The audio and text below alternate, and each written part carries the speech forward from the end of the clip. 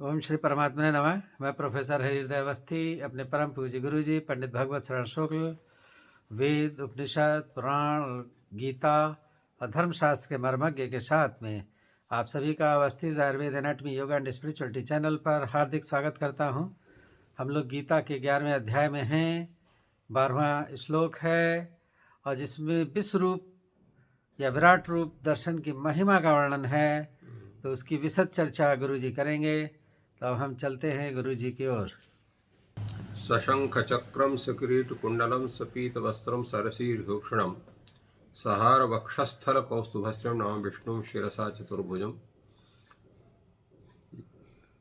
कृष्णाय वासुदेवाय हरे परमात्मने प्रणतः क्लेशनाशाय गोविंदाय नमो नमः। इस चैनल से संबद्ध सभी विद्वद्गण, सभी जिज्ञासु छात्रवृंद, सहृदय सज्जनगण एवं इस चैनल के संस्थापक तथा प्रबंधक आचार्य हरिहृदय अवस्थी जी, गीता के इस ज्ञान यज्ञ में जहाँ 11वें अध्याय पर यह विचार यज्ञ चल रहा है, उसमें भगवान ने जिस विश्व रूप का दर्शन अर्जुन को कराया है, उस विराट स्वरूप का वर्णन यहाँ पर संजय के द्वारा हो रहा है, जिसमें कल भगवान के स्वरूपों का विचार हुआ था और आज भी उसी विषय पर चर्चा हो रही है। संजय कर रहे हैं कि विराट स्वरूप कैसा है। दिवि सूर्य सहस्रस्य भवेद्युगोपदुत्थिता यदि भाः सदृशी सा स्यात् भासस्तस्य महात्मनः। इन्होंने कहा कि एक सूर्य का प्रकाश तो आप लोग सभी देख रहे हैं, संयोग से अगर आकाश में 1000 सूर्य एक साथ उदित हो जाएं और पूर्ण प्रकाश उनका एक साथ जो दिखाई पड़ेगा और उसकी जो प्रकाश की एक तीव्रता एक साथ जो बनेगी, उतना प्रकाश उस विराट स्वरूप से हो रहा है, ऐसा कुछ कह सकते हैं। इसका तात्पर्य क्या हुआ कि 1000 सूर्यों के प्रकाश से कहीं अधिक प्रकाश उस परमात्मा के विराट स्वरूप से वो उद्भासित हो रहा है।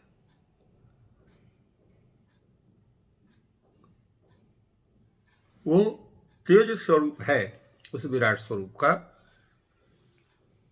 और एक सूर्य को भी हम अपने सामान्य दृष्टि से नहीं देख सकते हैं, तो जहां 1000 सूर्य का प्रकाश उस शरीर से प्राप्त हो रहा है, उसको देखने का सामर्थ्य किसी भी सामान्य व्यक्ति में नहीं है। इसलिए इन्होंने कहा कि यदि भा सदृशी सा, यदि भा सदृशी सा स्यात् तस्य महात्मना भासः। यहाँ पर महात्मा शब्द का प्रयोग भगवान विराट स्वरूप के लिए किया कि तस्य महात्मा विराट स्वरूपस्य सा भासा स्यात्, वह प्रकाश उनका हो, उसकी संभावना कर सकते। तात्पर्य कहीं उससे अधिक प्रकाश उस विराट तत्व से निकल रहा है। दूसरे यहाँ पर संजय उस विराट स्वरूप का वर्णन करते हुए कहते हैं, तत्रैकस्थम जगत कृष्णम प्रविभक्तम अनेकधा अपश्यत देवदेवस्य शरीरे पांडवस्तदा।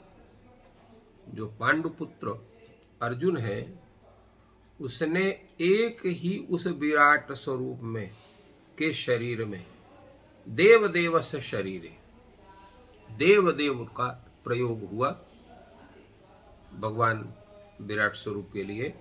देवा नाम देवा इति देव देवा, जो देवताओं का भी देवता है। देवताओं का देवता का तात्पर्य क्या हुआ? तो देवताओं को देवता का तात्पर्य यह है कि देवता भी जिसके प्रकाश से प्रकाशित होते हैं। यस्य भाषा सर्वमिदं विभाति, ऐसा श्रुति कहती है, वेद कहते हैं कि जिसके ही प्रकाश से संपूर्ण विश्व प्रकाशित होता है, इसलिए देवदेव माने देवता भी इन्हीं से अनुप्राणित होते हैं, इन्हीं से प्रकाशित होते हैं, इन्हीं से ऐश्वर्य वाले माने जाते हैं। इसलिए भगवान को देव देवा कहा। तो देव देव से शरीरे, देव देव से देव देव अर्थात भगवान विराट स्वरूप, विराट के शरीर में अर्जुन ने क्या किया? एकस्थम कृत्स्नम जगत अनेकधा प्रविभक्तम अपश्यत। एकस्थ, एक जगह पर, जैसे घर की संपूर्ण वस्तु किसी एक जगह एकत्रित कर दीजिए और देखिए तो आप एक साथ पूरी वस्तु को देखेंगे, अन्यथा नहीं दिखाई पड़ी। क्यों? कोई वस्तु किसी प्रकोष्ठ में है, कोई वस्तु किसी प्रकोष्ठ में है। तो उसी तरह से संपूर्ण जगत मानो एक जगह रख दिया गया और उसको लोग देख रहे हैं। इसलिए भगवान ने कहा एकस्थम जगत। वो जगत कैसा है? अनेकधा प्रविभक्तम, अनेक प्रकार से वो प्रविभक्त है। ऐसा नहीं है कि वो एक ही तरह का है, भिन्न भिन्न स्वरूप का है, भिन्न भिन्न उसकी स्थितियां हैं। क्योंकि वहां पर जो है अनेक प्रकार की प्राणी हैं, देवता है, मनुष्य है, पशु पक्षी है, कीट पतंग है, वृक्ष आदि है, भोक्तृवर्ग है, पृथ्वी, अंतरिक्ष, स्वर्ग, पाताल आदि भोग्य स्थान है, अनेक भोगने योग्य असंख्य सामग्री हैं। उनसे समस्त से ये ब्रह्मांड क्या है? विविध प्रकार का है। उन संपूर्ण विविध प्रकार का जो ये संसार है वो एक स्तंभ, एक जगह स्थित परमात्मा स्थित, उसको जो है। और कृत्स्नम, ये नहीं कुछ अंश उसका, कृत्स्नम माने संपूर्ण जो ये जगत है, परंतु कैसा है? अनेकधा प्रविभक्तम, एक ही तरह का नहीं, एक ही वस्तु अनेक प्रकार की दिखाई पड़ती है।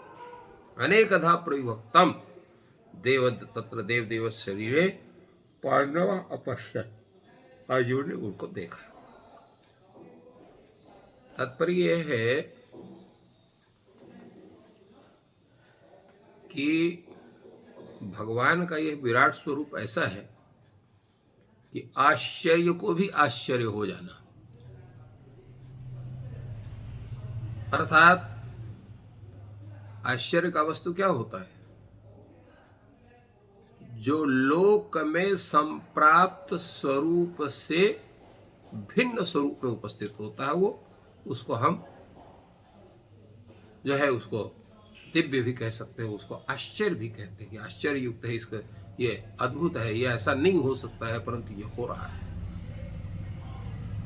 और जो उस अद्भुत से भी अद्भुत हो, आश्चर्य को आश्चर्य करने वाली वह वस्तु कहलाएगी। तो भगवान का जो ये स्वरूप है, ये आश्चर्य को भी आश्चर्य करने वाला स्वरूप है। इसलिए भगवान ने यहाँ पर इस विषय को उपस्थापित किया। और उस विराट स्वरूप को देखने के पश्चात पांडुपुत्र अर्जुन की क्या स्थिति होती है? क्योंकि ये तो विराट स्वरूप प्रकट हो चुका है। अब वो जो देखने वाला व्यक्ति, उसकी स्थिति क्या हो रही है? उसका संजय उसका वर्णन कर रहे हैं। ततः स विस्मयाविष्टः हृष्टरोमा धनंजयः प्रणम्य शिरसा देवं कृतांजलिरभाषत। जब एकाएक कोई अनोखी चीज आपके सामने आ जाए तो आप क्यों कर्तव्य विमूढ़ हो जाते हैं? न आप अंदर जा पाते हैं, न बाहर जा पाते हैं, न किसी से कुछ बतिया पाते हैं, न देख पाते हैं। कुछ समय ये लग जाता है अपने आप को आश्वस्त करने में। इसलिए यहां पर भी आश्वस्त करना की स्थिति बनी जिस जिस समय विराट स्वरूप प्रकट हुआ, तो जो धनंजय नाम तत्र अर्जुन, पहले क्या हुआ, वो हृष्ट रोमा, उसके रोमे जो है वो खड़े हो गए, हृष्ट रोमा। और कैसा है, विस्मयाविष्टा, विस्मय से वो आविष्ट है, अर्थात पूर्ण रूप से युक्त हो गया है। तो कहा भाई तो क्या करेगा, पहले कहा शिरसा देवम प्रणम्य,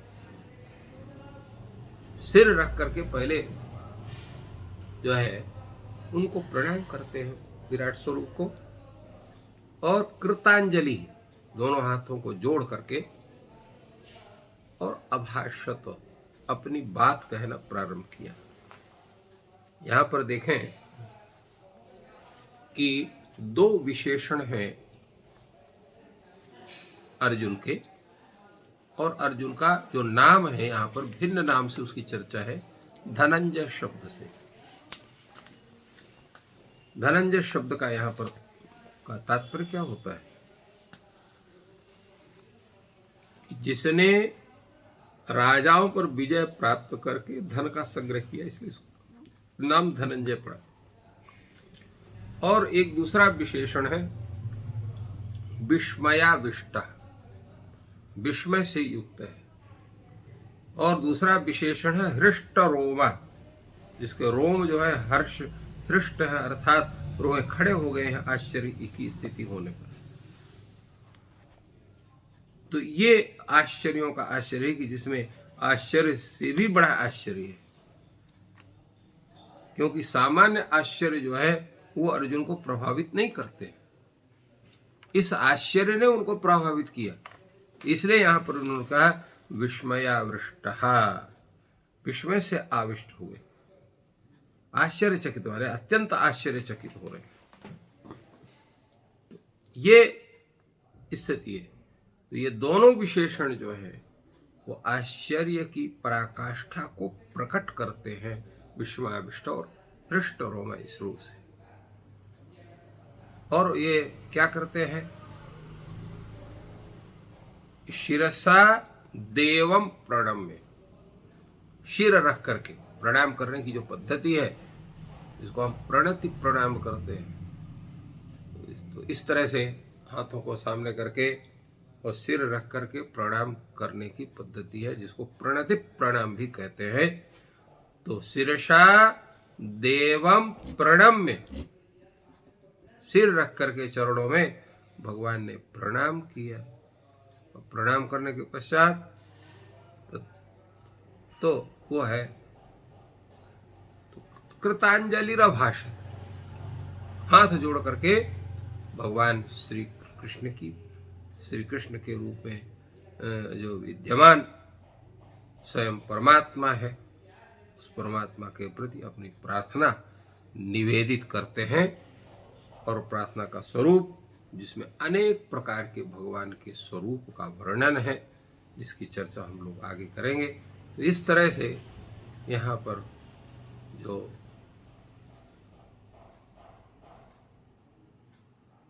इस कथानक का, इस भगवान के स्वरूप का वर्णन जो कर रहे हैं संजय, उन्होंने स्पष्ट रूप से भगवान की स्थिति का वर्णन करके, और क्या मन स्थिति उस अर्जुन की होती है उस अवस्था में, क्या उसका आह्लाद होता है, क्या जिज्ञासु भाव होता है, क्या भगवान के प्रति समर्पित भावना होती है, इन संपूर्ण वस्तुओं का, संपूर्ण प्रकरणों का, संपूर्ण विषय का अत्यंत सुंदर ढंग से उपस्थापन करते हुए, और जो है संजय के माध्यम से यहाँ पर भगवान ने या जो है वो उनके प्रति अपनी एक जो है प्रणति पूर्वक श्रद्धाभिव्यक्ति के रूप में इस पद्य को हम देखते हैं। इसमें लिखा कृतांजलि भाषण, हाथ जोड़ करके और भगवान से वो निवेदित करता है। अर्जुन कैसे करता है इस पर हम लोग फिर बाद में चर्चा करते हैं।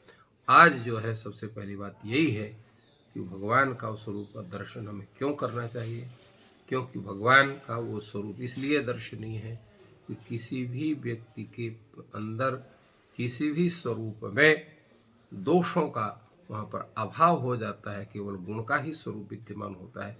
यही मना स्थिति जब होती है तब उस परमात्मा तत्व के प्रति पूर्ण सम्मित होकर के और उसका दर्शन करने के अधिकारी बनते हैं। गुरु जी ने विश्व रूप दर्शन के महत्व के माध्यम से हम लोगों पर ज्ञान वर्षा की, हम सभी लाभान्वित हुए। और इस वीडियो को आप लोग लाइक और शेयर करें जिससे ये ज्ञान सब तक पहुँचे। आपका दिन शुभ हो, ईश्वर आपकी सहायता करें। धन्यवाद।